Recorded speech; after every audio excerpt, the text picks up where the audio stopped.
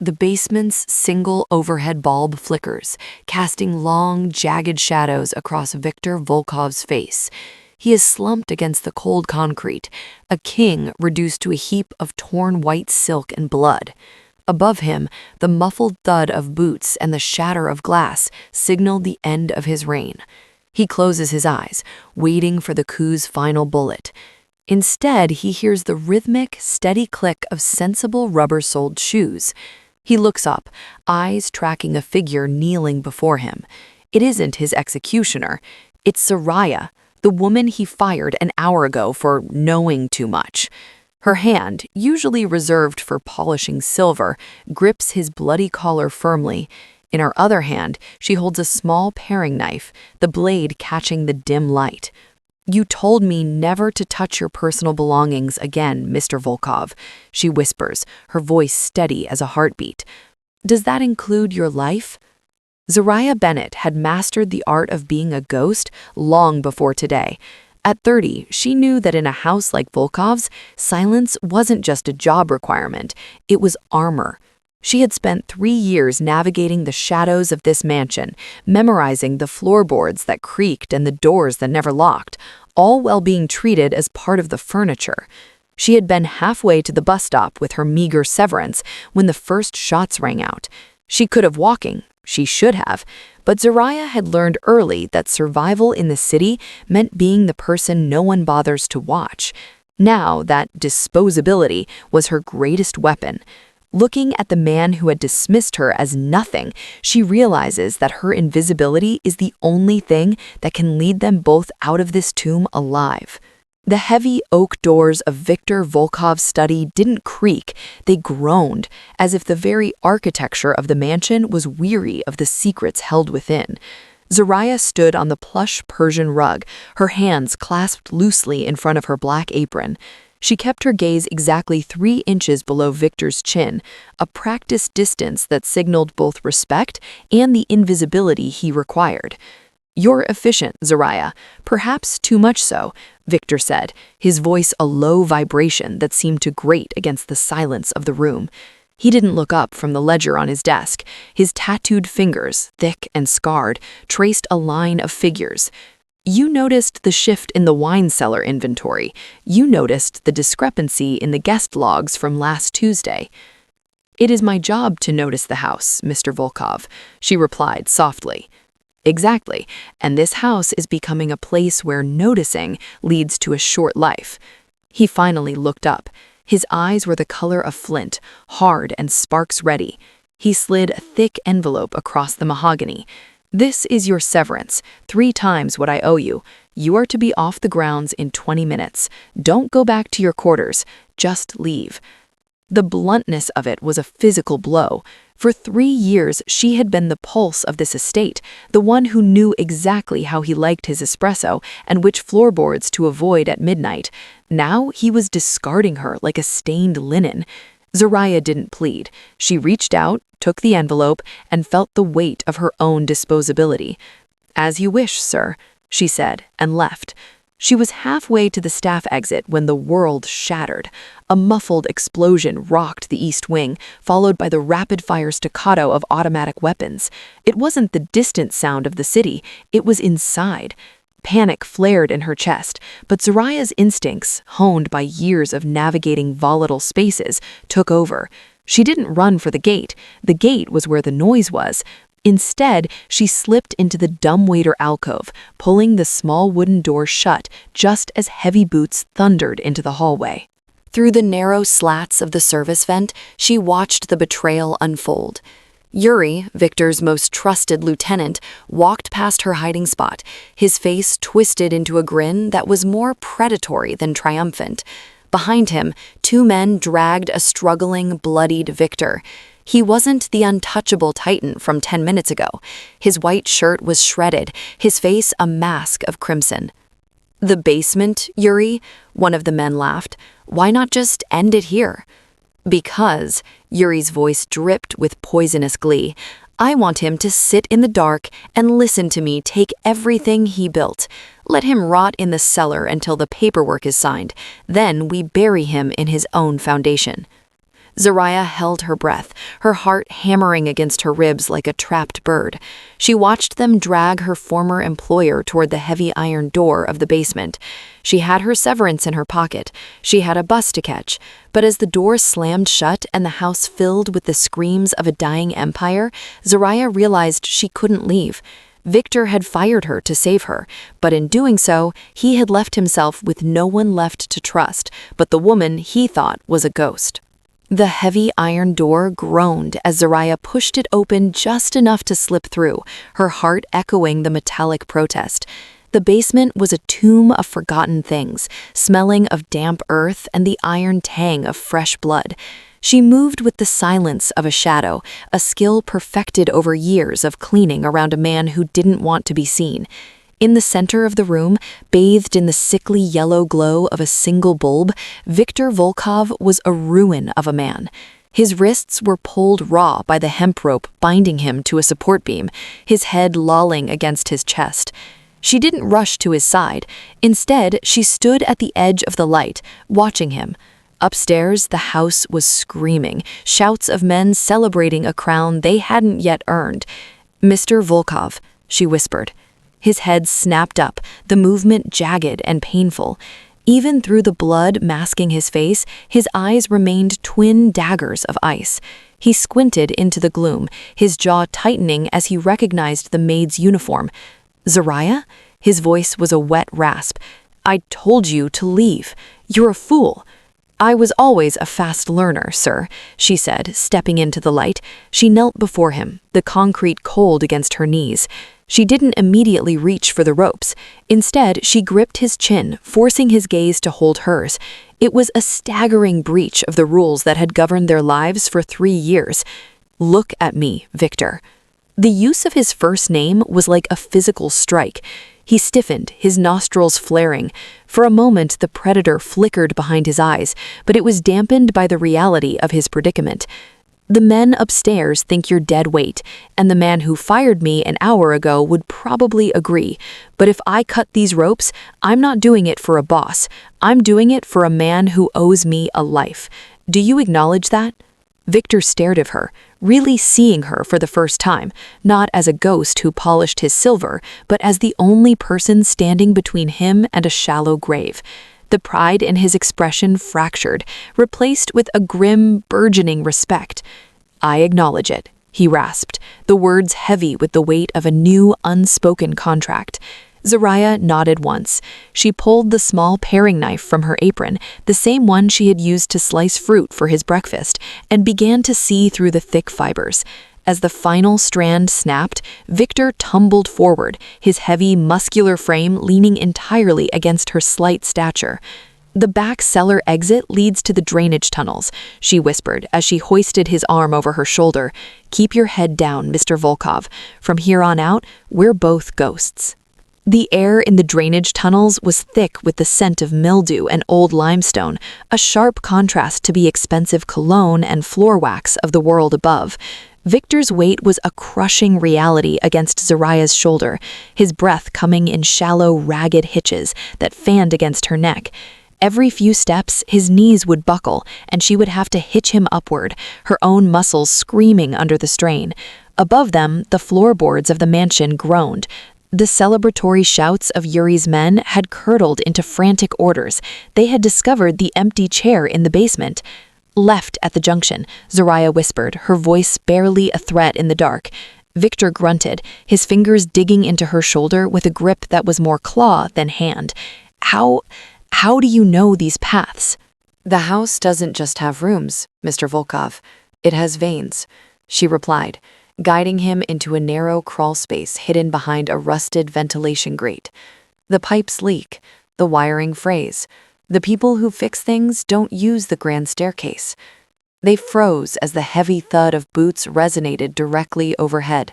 A voice, muffled but unmistakable in its malice, barked an order to check the perimeter. Zariah pressed her back against the damp brick, pulling Victor into the darkest recess of the tunnel. In the cramped space, the distance between them vanished. She could feel the frantic drumming of his heart against her side, a reminder that the untouchable Titan was currently nothing more than a hunted animal. Victor's eyes, usually so distant and cold, were wide, reflecting the faint sliver of light from the grate above. He looked at her, truly looked at her, not as a tool of his household, but as his only tether to the living. For a moment, the sound of the pursuit faded, leaving only the sound of their synchronized breathing. "They'll check the main road," Victor rasped, his head falling back against the bricks. "They have the city covered." "They have your city covered," Zariah corrected, her jaw setting in a line of grim determination. "They aren't looking for a maid and a ghost in the parts of town where the streetlights stay broken." She reached out, wiping a smear of blood from his forehead with the hem of her apron. It was a gesture of startling intimacy, a silent declaration that the old hierarchies had dissolved in the damp dark of the tunnels. She wasn't just saving him, she was leading him into a world where his name carried no weight, and her invisibility was the only currency that mattered. "Stay close," she commanded, shifting his arm back over her neck. "We're going to a place where they don't look for kings." With a final wary glance at the ceiling, Zariah pulled him deeper into the labyrinth, moving toward the city's forgotten exits, where the mansion ended and the real world began. The transition from the sprawling marble-floored estate to Zariah's fourth-floor walk-up was a brutal descent into a reality Viktor Volkov had spent his entire life suppressing. The air in the tiny studio apartment smelled of lavender detergent, old wood, and the lingering scent of fried onions from the neighbor's kitchen. It was a space so small that Victor's broad shoulders seemed to take up half the room, his presence an alien intrusion among the mismatched furniture and the stack of library books on the nightstand. Zariah moved with a quiet, practiced economy, locking all 3 deadbolts before turning to him. Victor had collapsed into her only chair, a velvet thrift store find that looked absurdly fragile beneath his blood-stained, muscular frame. His face was a map of dark bruises, his expensive dress shirt now little more than a rag. "You can't stay in those clothes," she said, her voice dropping the formal "sir" as naturally as she set her keys on the counter. "The neighbors see a man in a bloody white shirt, they don't call the police, they call the people who get paid to keep the police away. Neither is good for us." She disappeared into a small closet, emerging with a pair of oversized gray sweats and a plain black t-shirt. She tossed them at his chest. Victor stared at the cotton fabric as if it were a foreign insult. "I don't wear this," he rasped, his pride flickering even in his exhaustion. "In this neighborhood, Victor, you wear what makes you disappear," Zariah replied, her eyes meeting him with a steady, unyielding heat. "And right now, you're the most visible man in the city." She walked to the kitchenette, the linoleum peeling at the corners, and pulled a can of chicken noodle soup from the cupboard. The rhythmic click, whir of the manual can opener was the only sound in the room. Victor watched her, his expression a mixture of bewilderment and a growing, uncomfortable awareness. He was a man who had dined on Wagyu and aged scotch. Now he sat in a room that cost less than his watch, watching a woman he had dismissed as a servant prepare a meal that cost 99 cents. When she placed the steaming bowl in front of him, he didn't reach for it immediately. He looked at the plastic spoon, then up at her. "Why?" he asked, his voice low. "You have the money I gave you. You could be on a bus anywhere." Zariah leaned against the counter, crossing her arms. "Because I've spent 3 years watching you be a monster, Victor. I wanted to see if you were actually a man." She nodded toward the bowl. "Eat. It's not caviar, but it's warm. And in this world, warmth is all you get." Victor took a slow, tentative sip. The irony was a bitter seasoning. The king of the underworld, hiding in the hood, being kept alive by the grace of a woman he had never truly looked at until she held a knife to his bindings. For the first time in his life, the silence wasn't a threat, it was a sanctuary. Victor sat on the edge of the narrow bed, the gray cotton of the borrowed sweatshirt tight across his chest. He was staring at the wall, but his mind was back in the mahogany-lined halls of his estate, replaying the moment Yuri's knife had found his ribs. His hands, still stained with dried blood under the fingernails, clenched into white-knuckled fists. "I gave him everything," he muttered, his voice a low, dangerous rumble that seemed to vibrate the small room. "I gave him territory, respect, a seat in my right hand. Why now?" Zariah was sitting at the small kitchen table, meticulously cleaning the soot from the paring knife she'd used in the basement. She didn't look up, but her voice was steady and clinical. "You gave him a seat, Victor, but you never gave him your eyes. You were too busy looking at the horizon to see what was happening on your own rugs." Victor's head snapped toward her, his flint-colored eyes narrowing. "Explain yourself." "Yuri didn't start hating you yesterday," she said, finally setting the knife down with a soft clack. "It started 8 months ago, when you stopped coming into the kitchen to thank the staff. It started when you doubled the security details but stopped learning their names. You became a statue, and statues are easy to topple." Victor let out a harsh, disbelieving laugh. "You think a coup happens because I didn't say please to the cook? It happens when the people around you stop seeing you as a man and start seeing you as an obstacle," Zariah countered, her tone sharpening. "I saw Yuri in the hallways when you weren't looking. I saw the way he whispered to the guards you'd passed over for promotion. I saw the way he started taking his coffee in the library instead of the dining room, territory marking, right under your nose. I even found a burner phone hidden in the upholstery of the guest lounge 4 weeks ago." Victor froze. "You found a phone? Why didn't you bring it to me?" "I tried," she said, a flash of old bitterness crossing her face. "It was the day you were meeting with the Italians. I stood outside your door for 20 minutes. When you finally came out, you looked right through me and told me the hallway floor was losing its shine. You didn't want a person, Victor. You wanted a ghost. So the ghost stayed silent." The silence that followed was heavy, filled with the weight of Victor's realization. He had built a fortress of arrogance and called it power.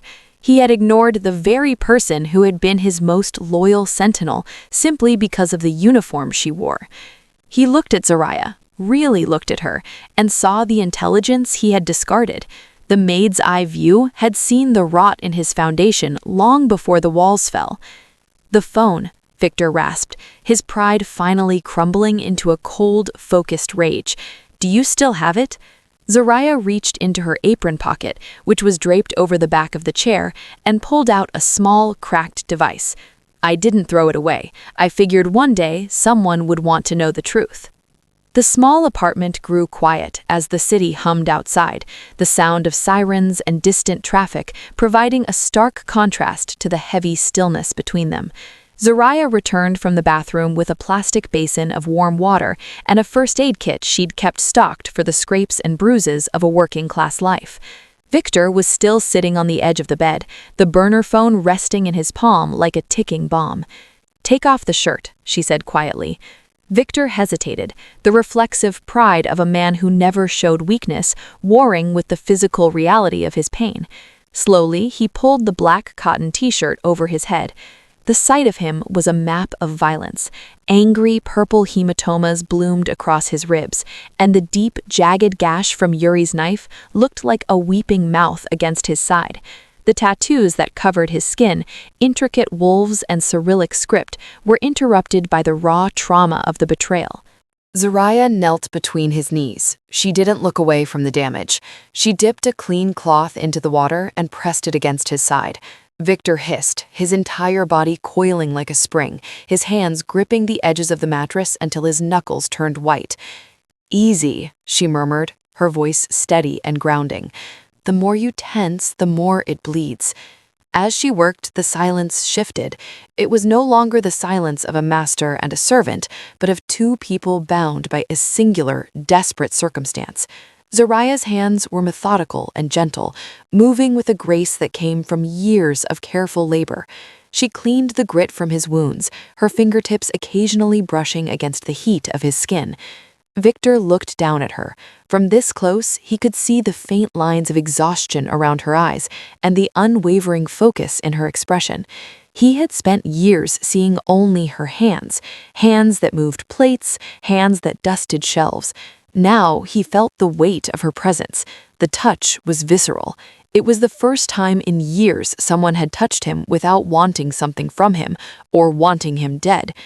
"You have steady hands, Soraya," his voice losing its jagged edge. "You have to when you're responsible for things that break easily," she replied, her eyes meeting him for a fleeting second. In that moment, the barrier of class and status didn't just crack, it dissolved. Victor reached out, his large, scarred hand hovering near hers before he let it rest, almost tentatively on her forearm. It wasn't an order or a threat. It was an acknowledgement.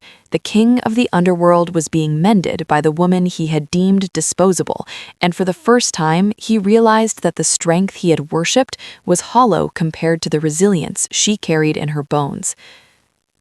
By the second day in the studio apartment, the air felt charged with a restless, masculine energy that the small space wasn't built to contain. Victor paced the 3 steps between the bed and the window like a caged wolf, his eyes constantly scanning the street below for the black SUVs he knew would eventually come. He looked at the burner phone as if he could force it to reveal the traitors' locations through sheer willpower. "You can't win this by staring at the concrete, Victor," Soraya said, pulling on a worn denim jacket over her clothes. "Your men are looking for you at the docks, the warehouses, and the safe houses you bought with blood. They aren't looking at the people who actually keep this city breathing." Victor stopped pacing, his brow furrowed. "What are you talking about?" "The people you never see," she replied, her hand on the door latch. "The ones who empty the trash in Yuri's new office, the women who wash the blood out of your lieutenant's shirts, the drivers who hear every whisper in the back of the car." She disappeared for 4 hours. While Victor sat in the silence of her life, Soraya moved through the city's veins. She didn't go to the glamorous parts of town, she went to the back doors of laundromats, the break rooms of industrial kitchens, and the crowded bus stops where the invisible gathered before the sun went down. A nod to a cousin who worked the night shift at the Volkov-controlled port, a quiet conversation in Spanish with a grandmother who cleaned the very library where Yuri was currently holding court, a folded $20 bill, half of her severance, slipped to a valet who saw which cars were arriving at the estate, and, more importantly, who was inside them. When she returned, she didn't just bring groceries, she brought a map of a crumbling empire. She sat across from Victor and began to lay it out. "Yuri has moved the heavy artillery to the north gate. He's told the men you're dead, but he hasn't shown them a body, and they're getting nervous. 2 of your oldest captains, Moretti and Chen, refused to drink the toast at dinner last night. They're staying at the Heights Hotel, not the mansion." Victor's eyes widened as she spoke.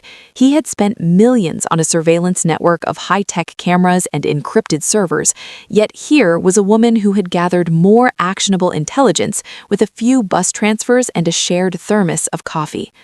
"They don't see them," Victor whispered, the realization hitting him with the force of a physical blow. "They think the maids and the drivers are part of the walls." "Exactly," Soraya said, her voice hard and bright. "And because they're part of the walls, they hear the house talking. Yuri is planning to move the final shipment tonight at midnight. He thinks he's safe because he changed the codes, but he didn't change the person who mops the floor in the security room." The sanctuary of the studio apartment was shattered at 3:14 a.m., not by an explosion, but by the heavy, ominous silence of a car idling too long on the street below. Soraya was awake before the first boot hit the stairs. She didn't need to look out the window. She knew the rhythm of the city, and the rhythmic, synchronized thud of 4 men moving with military precision was a sound that didn't belong in this hallway. "Victor," she hissed, pressing her hand over his mouth. He was awake instantly, his eyes cold and sharp in the moonlight. "They're here." Victor rolled off the bed, reaching for the handgun Soraya had retrieved from his hidden stash during her errands. But his movements were still stiff, restricted by the bandages around his ribs. He looked at the door, then at the fire escape, and finally at Soraya. The back window leads to the alley, Victor rasped, his voice a low vibration of urgency. Go, you've done enough. If they find you with me, Yuri won't just fire you this time, he'll erase you. Saraya looked at the door. She could hear the faint metallic scrape of a lockpick.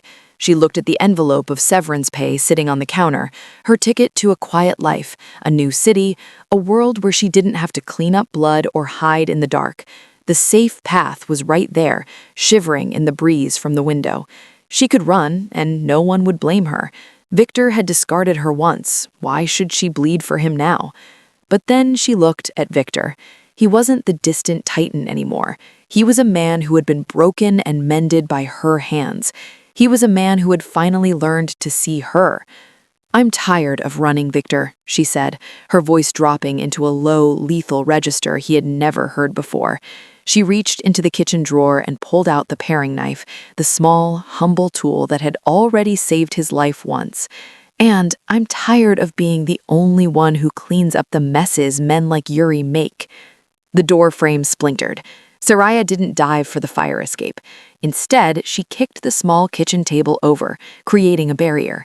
As the first shadow crossed the threshold, she didn't scream. She moved. She was the ghost that had haunted his mansion, the invisible force that knew every shadow and every blind spot. While Victor leveled the gun, Saraya dropped low, slipping through the dark like smoke. She wasn't a soldier, but she knew the anatomy of a house. She knew that the floorboard near the door caught the light, and the shadow behind the refrigerator was absolute.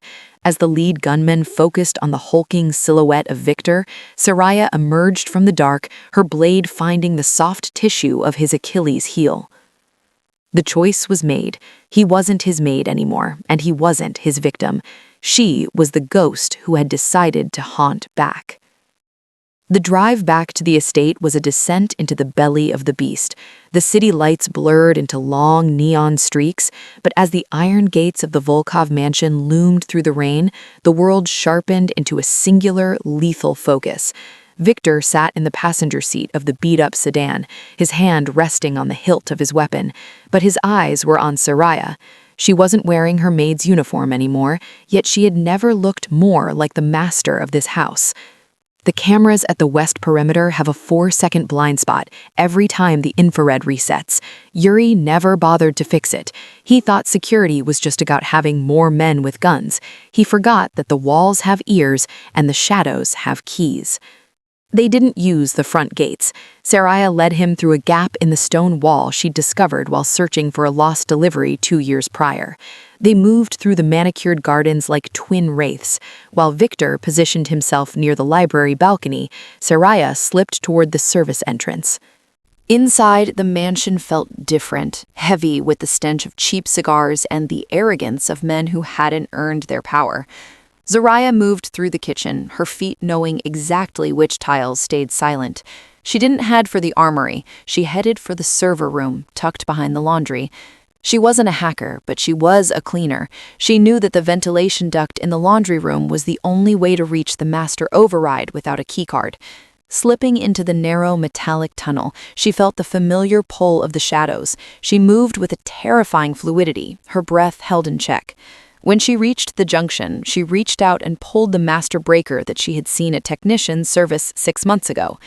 The house plunged into absolute, suffocating darkness. The backup generators hummed, but Saraya was already at the security console, her fingers moving with frantic grace. She didn't just cut the power, she locked the electronic bolts on the guard quarters, trapping half of Yuri's men in their own barracks. She was cleaning the house, one floor at a time, removing the obstacles before Victor even had to pull a trigger. Through the internal comms, she heard Yuri's panicked voice barking orders. She smiled, a cold, sharp expression that never would have fit the girl who poured his coffee. "The second floor is clear, Victor," she murmured into her headset. "The shadow is in place. He's all yours." She stepped out of the server room just as the emergency lights flickered to life, turning the hallway into a strobe-lit stage. In the distance, the first gunshot rang out, the sound of a king reclaiming his throne. Saraya didn't run. She simply picked up a discarded jacket to cover her work clothes and began to walk toward the library, her presence as undeniable as the silence she had left in her wake. The sun rose over the Volkov estate, not with the herald of sirens, but with a profound, heavy stillness. The smoke from the night's confrontation dissipated into the crisp morning air, revealing a world that had been fundamentally rearranged. In the grand library, Yuri was gone, and the men who remained stood in the foyer with their heads bowed, not out of fear of a tyrant, but out of a sudden, jarring respect for the woman standing at Victor's side. Zariah watched as the cleaning crews arrived, the real crews, the men and women who had moved through these halls for years without ever being seen. She saw the way Victor looked at them now. He didn't see walking tools. He saw the sentinels who had known of his downfall before he did. He saw the people who had kept his secrets and ultimately the ones who had chosen to help him reclaim his life because one of their own had deemed him worth saving. "The inventory is being moved to the legitimate holdings," Victor said, his voice no longer a cold rasp, but a steady, grounded baritone. He turned to Zariah, his flint-colored eyes softening with a genuine warmth. "You were right. I was a man sitting on a throne of glass, thinking I was untouchable because I didn't look down. I won't make that mistake again." The transformation of the Volkov Empire was the ultimate testament to the value of the invisible. The story of Zariah and Victor serves as a powerful analysis of social power dynamics. It proves that those the world ignores, the cleaners, the servers, the ghosts, are often the very ones holding the foundation together. Zariah's maid skills were never just about domestic labor. They were the strategic tools of a master observer. Her attention to detail, her mastery of the house's geography, and her ability to build a network of trust among the overlooked were the weapons that won a war where bullets had failed. The educational value lies in the lesson of mutual respect. Victor's survival depended entirely on the humanity he had once tried to discard with a severance envelope. By firing Zariah, he had accidentally freed her to become his equal. Their new order wasn't built on fear, but on the realization that a leader is only as strong as his ability to value every person in the room. Zariah didn't pick up a broom that morning. Instead, she sat at the mahogany desk and began to draft a new protocol for the organization, one where every employee had a name, a voice, and a stake in the future. She was no longer a ghost in the shadows. She was the architect of a new reality. The man who had once commanded her to leave now sat beside her, listening, finally understanding that the most dangerous person in the room isn't the one with the gun. It's the one who knows how to keep the house in order. Thank you for listening. See you in the next one.